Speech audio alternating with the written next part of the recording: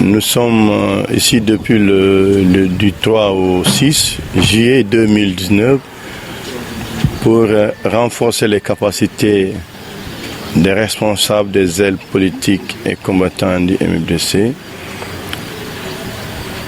des ailes politiques qui ont accepté de travailler dans un cadre qu'ils ont appelé la CETENAC, le renforcer sur ce qu'on appelle les droits humains.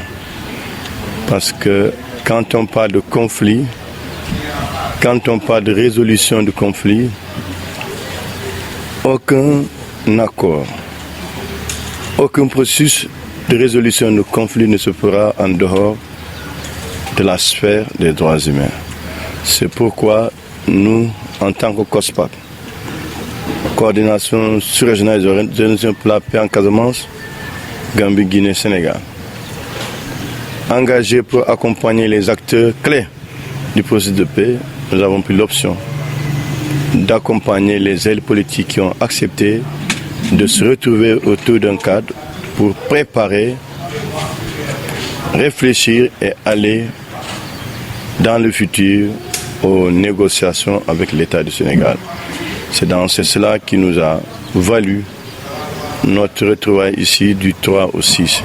Et cela est fait grâce à la Fondation Friedrich Ebert Sénégal. Et je voudrais profiter de l'occasion pour remercier le représentant résident Thomas et le directeur des programmes. Je salue compter toute l'équipe de la Fondation qui n'ont ménagé aucun effort depuis qu'ils ont connu la COSPAC, venir prêter main forte à la COSPAC pour que cette belle région naturelle de la Casamance soit stabilisée. Et au nom des 202 organisations de la société civile, Gambie, Guinée, Sénégal, nous voudrons vraiment présenter nos sincères remerciements à la Fondation Friedrich Ebert et souhaiter la même chose, remercier la Fondation AJWS qui également est venue apporter sa contribution pour permettre à la société civile d'accompagner le processus de paix en Casamance. Donc, notre objectif ici, c'est renforcer les capacités des responsables des ailes politiques, des 10 responsables des ailes politiques et combattants sur ce qu'on appelle les négociations, mais également sur les techniques de communication. Parce que si le MFDC doit aller à la table de négociation, il va sans dire qu'il va communiquer. Et pour communiquer, il faut avoir des astuces, il faut avoir les stratégies, il faut avoir des connaissances pour communiquer et ne pas nuire. Parce que quand on communique et qu'on nuit, ça va bloquer les discussions. C'est pourquoi nous avons pensé qu'il faut renforcer ces capacités. D'autant plus que c'est eux qui ont identifié les besoins. À savoir, ils ont besoin de formation en technique de communication, d'abord en gestion, en technique de négociation, en médiation, mais également en technique de communication, mais en droits humains. Et à travers le besoin, la COSPAC est partie vers un partenaire qui se trouve la Fondation Friedrich Ebert et H2 pour demander de l'appui pour mettre en œuvre cela. Et nous avons, le mois de juin passé, nous avons formé plus de 30 responsables des ailes politiques civiles du MFDC sur ce qu'on appelle les techniques de négociation, de médiation. Parce qu'aujourd'hui, quand vous entendez vous-même, en tant que la presse, on vous dit que nous avons choisi un médiateur. Je pense que depuis le mois de juin, ces 10 responsables qui ont bénéficié de cette formation en technique de communication, en technique de négociation et médiation que moi-même j'ai animé, nous parlons plus de médiateurs. Je pense que tous ceux qui agissent présentement sont en train de faire de la facilitation. Car le médiateur, dans le processus de paix en Casamance, dirait que c'est toutes les factions qui sont d'accord. C'est le gouvernement qui est d'accord sur ce médiateur. Et à l'unanimité, on dira que nous avons un médiateur qui est chargé de conduire des négociations. Pour le moment, tout ce qui se fait, c'est de la facilitation. Et ça, c'est bon que les gens le précisent.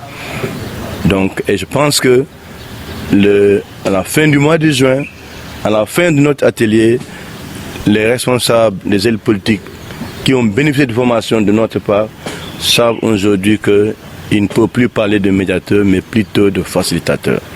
Et aujourd'hui, on les a renforcés en capacité sur ce qu'on appelle les droits humains, surtout ce qu'on va appeler les principes fondamentaux des droits humains, les valeurs fondamentales des droits humains. Quels sont les différents instruments juridiques qui appellent à telle ou telle chose. Et ça, c'est important qu'eux, ils le maîtrisent pour permettre, quand ils sont à la table de négociation, qu'ils soient à l'aise, qu'ils puissent comprendre que leur interlocuteur n'est pas leur ennemi.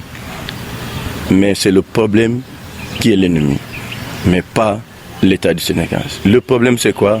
C'est ce conflit qui a surgi et sur lequel tous les deux acteurs se disent prêts à le régler, d'autant plus que du côté de l'État du Sénégal, dès l'avènement du président de la République, il a dit manifeste sa volonté de discuter avec tout le monde.